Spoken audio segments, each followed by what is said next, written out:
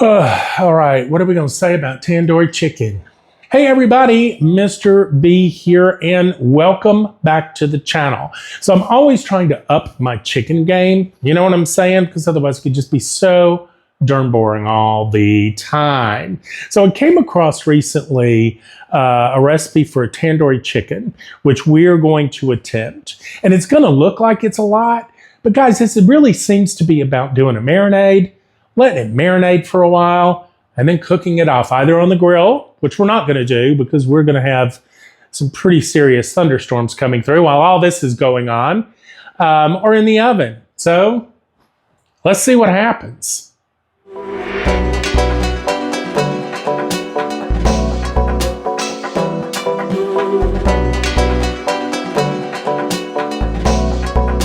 Let's discuss the chicken for the tandoori chicken. Now, I don't want this this whole chicken to intimidate you, okay?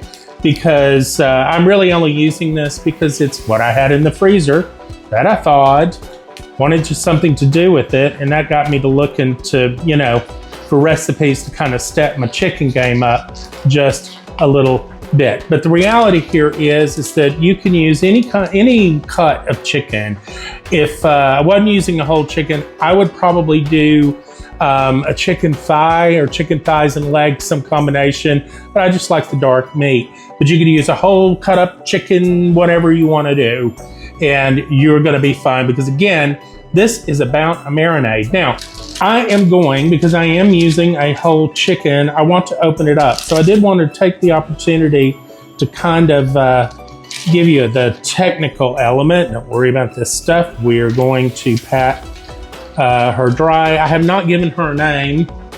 But anyway, we're going to do what's called a spatchcock on this, and that is basically cutting out the backbone, and then you're going to crack the breastbone, and it's going to open the bird up. Now, why do you want to do this? Well, there's a few reasons. First of all, by opening this bird up, like I'm going to show you, you're going to increase or open up the surface area.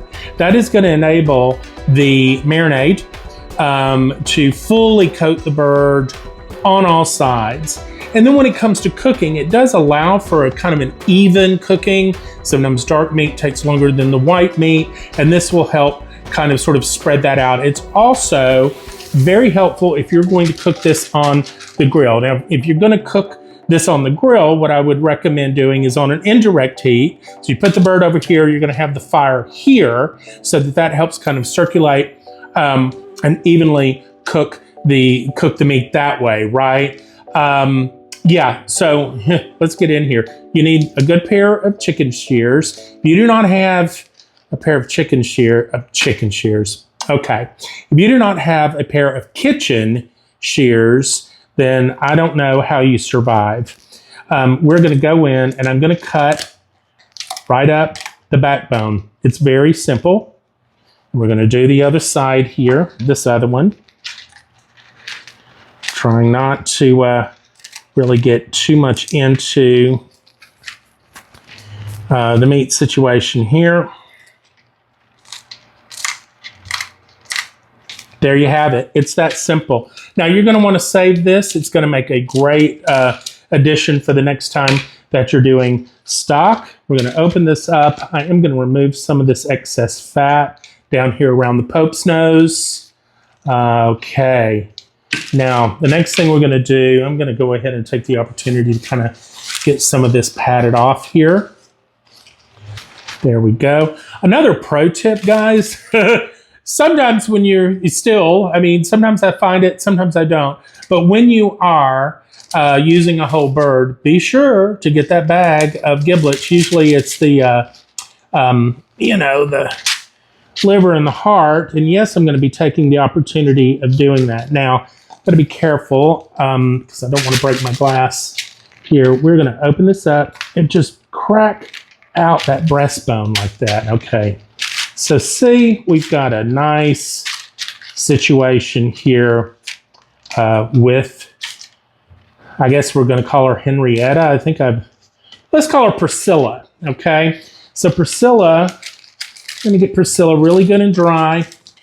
Not going to worry too much about ensuring like absolute dryness here because of, you know, we're going to be marinating her. So it's, you know, Priscilla is going to do just fine. We're going to flip that back over.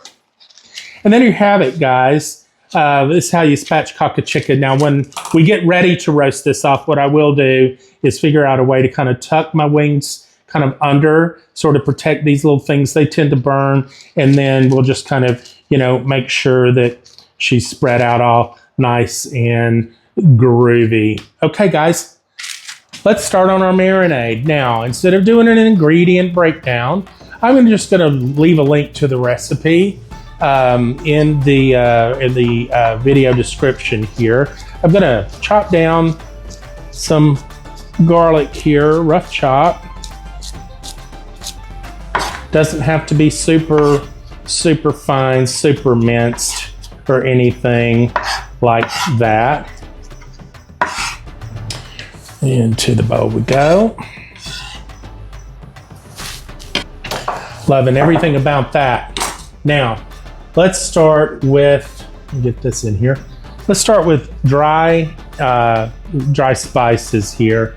So we will hit on in with about a teaspoon or so of some good sea salt. Now we're going to grab some cumin here, about a tablespoon or so. Tandoori is a little bit on the spice side, so I'm going to do 2 tablespoons of chili powder. Feel free to adjust that according to your, you know, however you emotionally feel about the heat. 2 tablespoons of some good smoked paprika or sweet paprika or whatever you have on hand. It's going to give a great color to that. Speaking of color, throw in about a tablespoon or so of some turmeric, maybe just under. Again, recipe will be in the description. Our friend oregano. Let's get a couple of these out.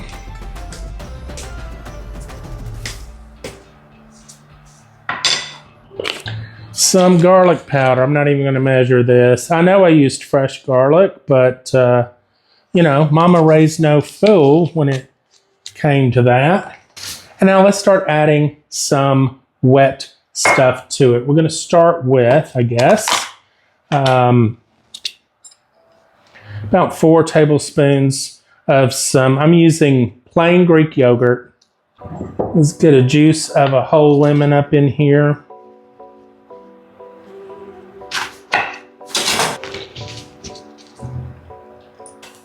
Like I left some garlic behind. We don't want to do that. Let's do a tablespoon of some apple cider vinegar or so. Some tomato paste, a couple of tablespoons, and some Grey Poupon, some good mustard.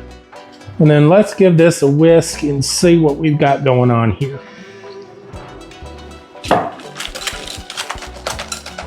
Now, we've got that mixed up. We're going to add about 4 tablespoons of olive oil or so.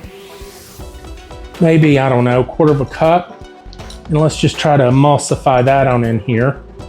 You could use a food processor if you wanted.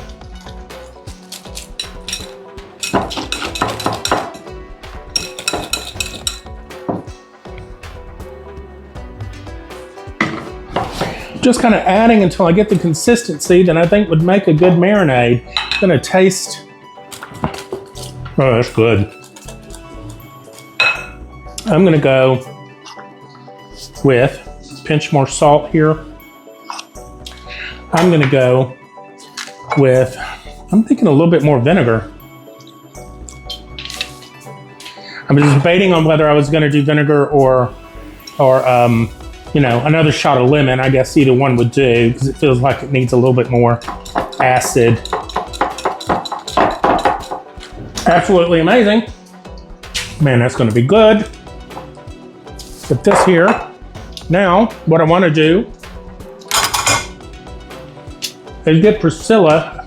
Oh, one thing I almost forgot here. We're gonna add a little parsley or cilantro would probably be good here as well, depending on how, you emotionally feel about that. I just had this on hand, thought, why not?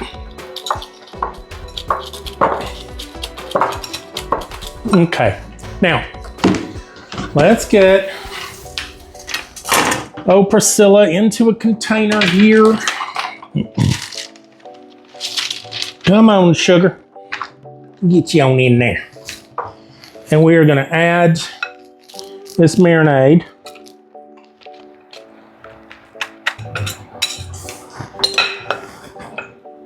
You back, buddy. Now, I put gloves back on. Guys, I'm not squeamish when it comes to raw meat. I just simply put the gloves on when I'm filming because, I'm touching equipment and all that kind of stuff. We're going to get in here and we are going to get Priscilla totally covered in all of this stuff, okay? Doesn't that look great? Well, or maybe not, I don't know. Come on, baby. Oh, that looks good. It smells good. There's a spice to it. It's garlicky. It's it's thick, it's gooey, it's yogurty. I can't wait to see what kind of magic that does. Let's, I'm gonna try to get up under the skin on this thing. There we go. Get some of this up under the skin. Excellent. All right, we're gonna refrigerate. Again, like I said, overnight would be best here. Probably gonna cook this off for supper, which means it's gonna go, I don't know, probably around 4 or 5 hours. And we will, pick it back up when Priscilla is ready to go into the oven, kids. Okay, guys, it did actually end up going overnight. I want you to see this beautiful bird. Hopefully we can get that in there. Absolutely gorgeous. Now, one thing I failed to do that I think was pretty important that I should have done, right, was actually kind of score this chicken up like slits so that the marinade can get down in there. Now, as you'll remember, we did get up under the skin and things like that, but I think it's gonna be okay. Now, what I'm gonna do here is I'm gonna take this trusty old cast iron skillet of mine that is ginormous. Not my favorite cast iron skillet. I'm gonna put a little bit of oil down in there, and had I been prepared to shoot this video properly, I would have had this brush ready. I'm just gonna brush the bottom of this skillet, as you see here. Now, the next thing I'm gonna do, much like I was making some cornbread, right, is I'm going to preheat the skillet in a 400-degree oven. We're gonna start cold, get it up, it's gonna beep at you, carefully get it out, then we'll set the chicken in. I'm jumping ahead. I'll show you what we're gonna do. In we go, Bertha. We've hit our preheat now to 400, and this is quite literally smoking hot. So we're gonna be very careful with what we are about to do next here, guys. When you pull a hot skillet out, try to cover it with something to give yourself as a reminder that, the damn thing's hot. We're gonna take Priscilla here, and we are going to ease her in, hear that sizzle, down into the skillet, and I'm gonna wash my hands. He's a good boy. Come here, buddy. Come here. There you go. You can go in here. You can go in there. You can go in there. And we're gonna take Priscilla here, and I think I'm gonna go with a medium rack here, carefully. And we're gonna let her go until she hits an internal temperature about 165. Now, I am gonna check it. In fact, to remind myself, I am going to set a timer for 40 minutes, just in case I end up, being a little preoccupied into something else. Now, we're going to check the color when we get to that point as well, and we may need to do something about that depending on where the color is at. I want as rich a red as possible. Probably should have sprinkled some more paprika on it. I'm not batting on all cylinders today. If we need to, we can put it on the top rack, let it color up a little bit more, but let's see what Priscilla ends up taking on. So we'll check back then. We've hit the 40-minute mark. I'm going to do a temperature and color check here. And really liking what I see here. Yeah, this is in good shape. This is in real good shape.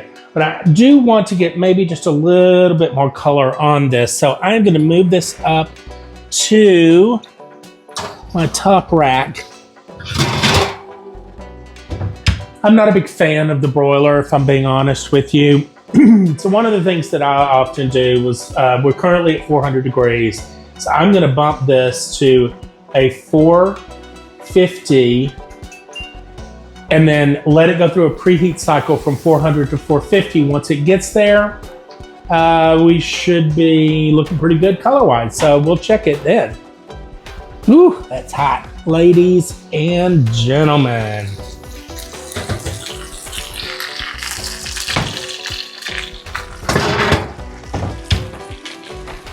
Tandoori chicken at home. I think that looks pretty darn good. We're gonna let it rest for about, 10 minutes or so. And then I've got to take the taste and see if it's worth the damn.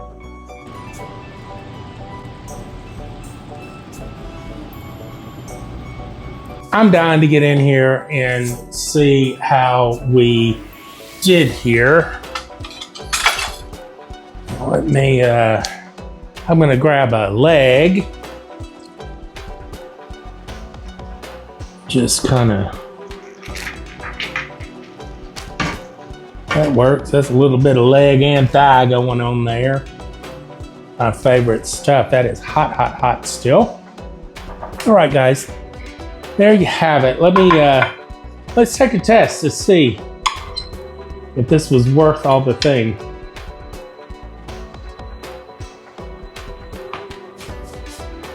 That's a good chicken right there, y'all. And, it really wasn't that difficult. As you'll recall, we put together a marinade, let that go overnight, and baked it off in the oven. You could also grill it.